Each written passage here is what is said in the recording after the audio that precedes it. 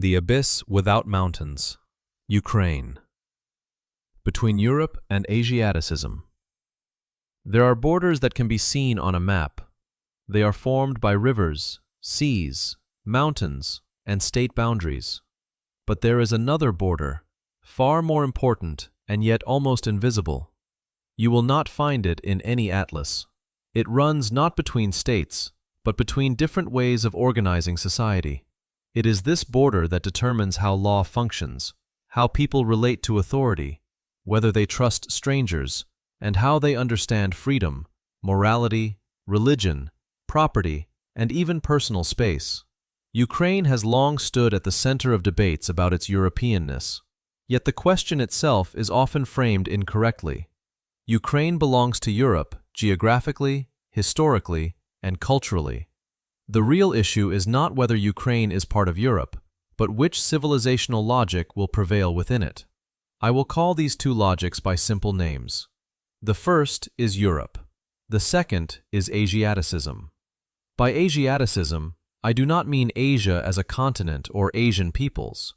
I mean a particular type of social order that can be found in various parts of the world. Europe is a culture of impersonal law. Asiaticism is a culture of personal dependence. Europe begins where rules matter more than connections. Asiaticism begins where connections matter more than rules. Europe asks, what rules apply? Asiaticism asks, who is this person? Everything else is merely a consequence of this fundamental difference. A society of strangers. The greatest achievement of European civilization was the creation of a society capable of functioning among strangers. For most of human history, this was impossible. People trusted family, then neighbors, then members of their community, then people of their clan, tribe, or faith. A stranger was almost always a source of danger. That is why most societies throughout history were built upon personal relationships. Europe created something different. It learned to trust not the person, but the rule. A bank trusts a customer it has never seen before.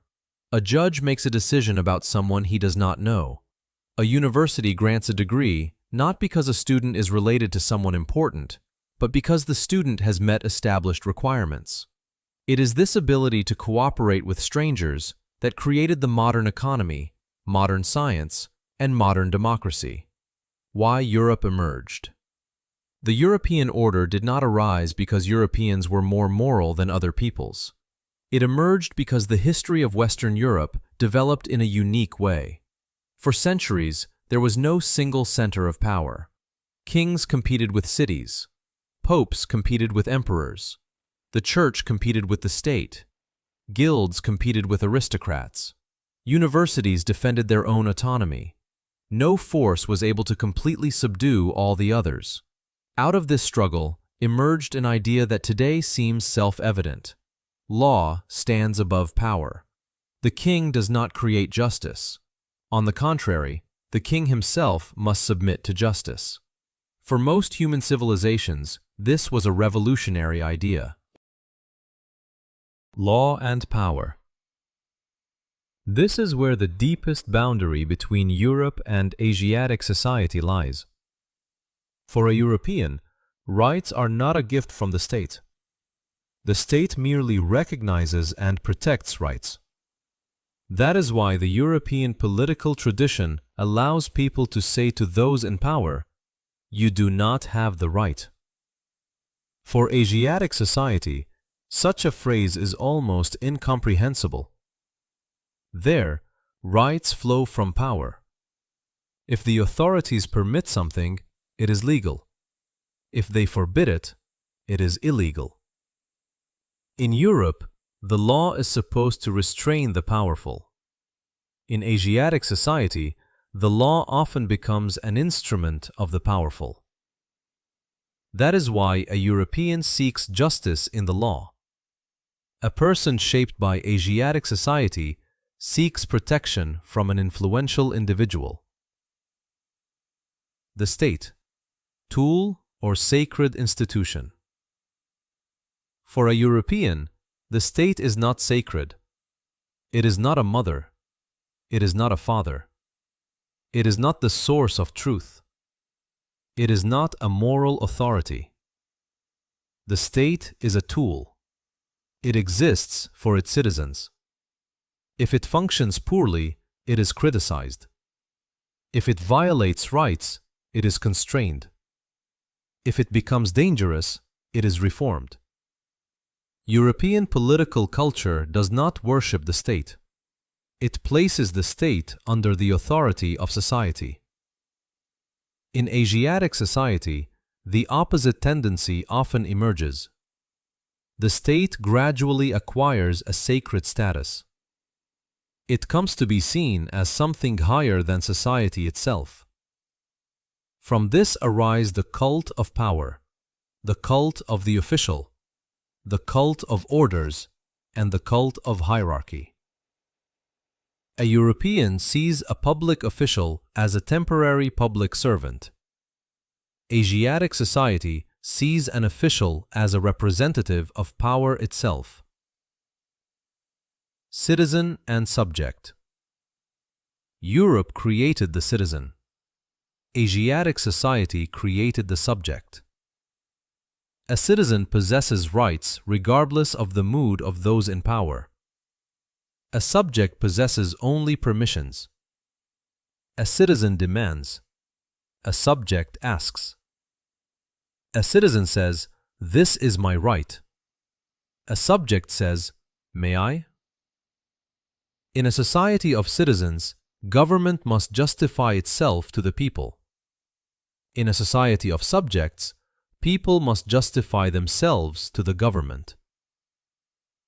At first glance, the difference may seem subtle, yet it shapes an entire political culture. The sanctity of private property.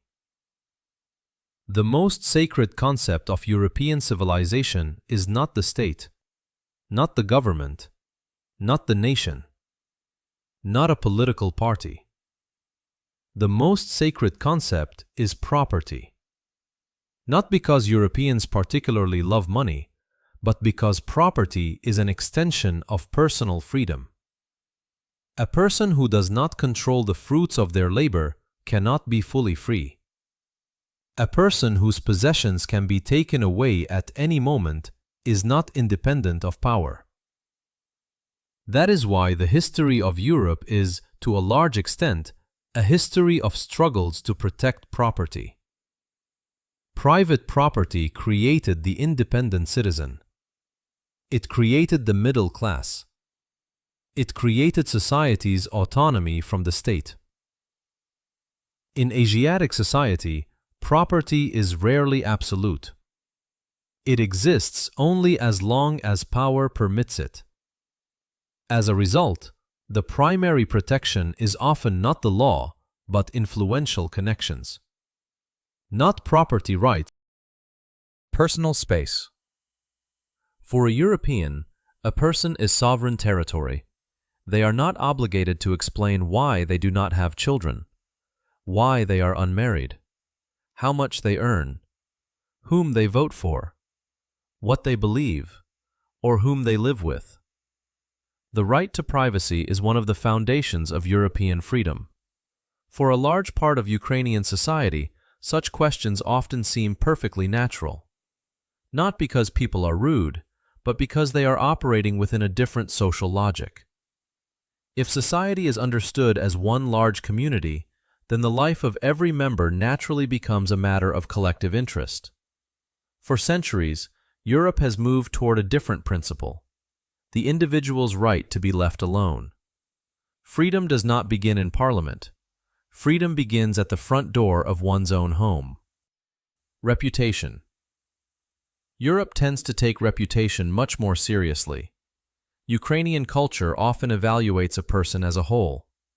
European culture is more likely to judge a specific action. In Ukraine, one may hear, "Yes, he plagiarized his dissertation, but he's still a good person." To a European, such a statement sounds strange. If someone deceived a university, why should they be trusted in other matters? A society of strangers cannot function without reputation.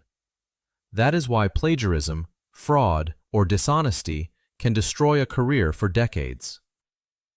Religion. The difference between religion and morality is particularly revealing. Ukraine remains considerably more religious than most countries of Western Europe. Yet this religiosity is often expressed through rituals and traditions rather than through doctrine alone. Blessing Easter baskets, attending church on major religious holidays, publicly declaring one's faith. There is often a gap between religious practice and everyday ethics. A person may faithfully observe religious rituals while seeing nothing wrong with bending rules or relying on personal connections. In Western Europe, the situation is often the reverse. Religious observance has declined, yet many moral principles shaped by Christianity remain deeply embedded in everyday culture. Respect for contracts, respect for private property, respect for personal boundaries, responsibility for one's word. In a certain sense, the West has become less religious outwardly while preserving much of Christian ethics in a secular form. The fundamental choice. The central struggle of modern Ukraine is not between East and West, nor is it primarily between different states. It is a struggle between Europe and Asiaticism within Ukrainian society itself, between the citizen and the subject, between law and power, between contracts and informal arrangements, between procedures and personal connections, between freedom and dependency. Ukraine is already part of Europe. The real question is, which Europe will prevail? The Europe of rights or the Europe of privileges? The Europe of citizens or the Europe of subjects? The Europe of owners or the Europe of petitioners? The Europe of rules or the Asiaticism of exceptions? This is the divide that has no mountains, rivers, or border posts. Yet it will shape the country's future far more profoundly than any border ever drawn on a map.